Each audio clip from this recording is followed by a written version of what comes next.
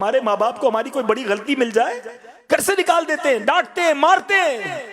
एक गुनाह मेरे माँ प्यू वेखण मैनू उमरी मुंह ना लावे, लख गुनाह मेरा मालिक वेखे वो फिर भी पर्दे पावे। वो फिर भी पर्दे डाल रहा है, मगर ये कैसा बंदा है कि उससे दोस्ती नहीं करता। मेरे प्यारे इस्लामी भाइयों, अब दिन आ गए, अब वक्त आ गया है, अब शाबान आ गया है, अब शबे बारात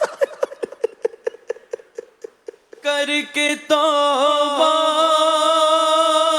में फिर गुनाहों में हो ही जाता मुब्तला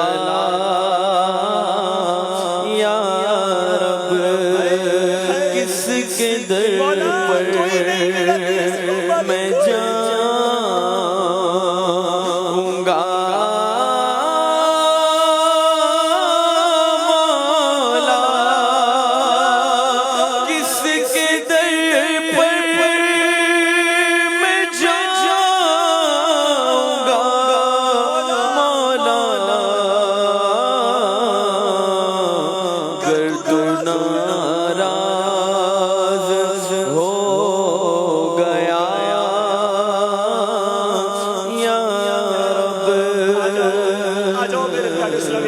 आ जाओ, अब शबे बारात आने वाली।